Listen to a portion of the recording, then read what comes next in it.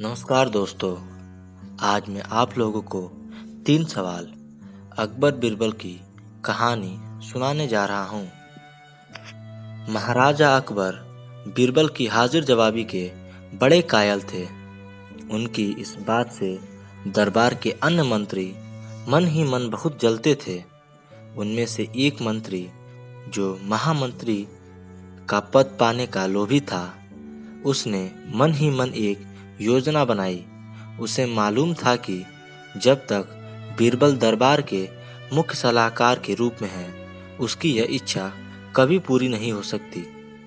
एक दिन दरबार में अकबर ने बीरबल की हाजिर जवाबी की बहुत प्रशंसा की।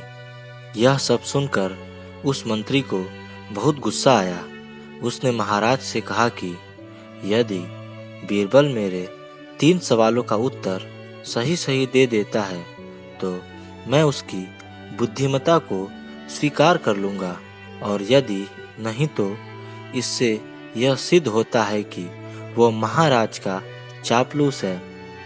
अकबर को मालूम था कि बीरबल उसके सवालों का जवाब जरूर दे देगा, इसलिए उन्होंने उस मंत्री की बात स्वीकार कर ली। उस मंत्री के 3 सवाल थे। पहला, आकाश में कितने तारे हैं? दूसरा, धरती का केंद्र कहाँ है? तीसरा, सारे संसार में कितने स्त्री और कितने पुरुष हैं? अकबर ने फौरन बीरबल से इन सवालों के जवाब देने के लिए कहा और शर्त रखी कि यदि वह इनका उत्तर नहीं जानता है तो मुख्य सलाहकार का पद छोड़ने के लिए तैयार रहे।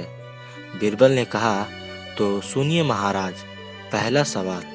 बीरबल ने एक भेड़ मंगवाई और कहा, जितने बाल इस भेड़ के शरीर पर हैं, आकाश में उतने ही तारे हैं। मेरे दोस्त, गिनकर तसल्ली कर लो।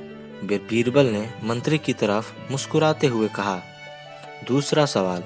बीरबल ने जमीन पर कुछ लकीरें खींची और कुछ हिसाब लगाया।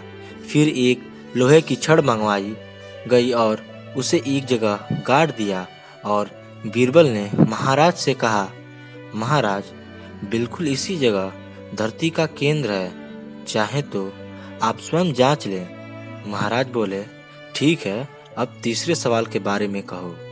अब महाराज, तीसरा सवाल का जवाब बड़ा मुश्किल है, क्योंकि इस दुनिया में कुछ लोग ऐसे हैं जो न तो स्त्री की श्रेणी में आते हैं और न ही पुरुषों की श्रेणी। उनमें से कुछ लोग तो हमारे दरबार में भी उपस्थित हैं, जैसे कि ये मंत्री जी। महाराज, यदि आप इनको मौत के घाट उतरवा दे तो मैं स्त्री पुरुष की सही संख्या बता सकता हूँ। अब मंत्री की सवालों का जवाब छोड़कर थर-थर कांपने लगे और महाराज से बोले, महाराज, बस, मुझे मेरे सवालों का जवाब मिल गया। मैं बीरबल की बुद्धिमानी को मान गया हूँ। महाराज हमेशा की तरह बीरबल की तरफ पीठ करके हंसने लगे और इसी बीच वह मंत्री दरबार से खिसक गया। धन्यवाद। तो दोस्तों, कैसी लगी ये कहानी? कमेंट करके ज़रूर बताएं और हमारे चैनल को सब्सक्राइब कर लें और ज़्यादा से ज़्यादा शेयर करें।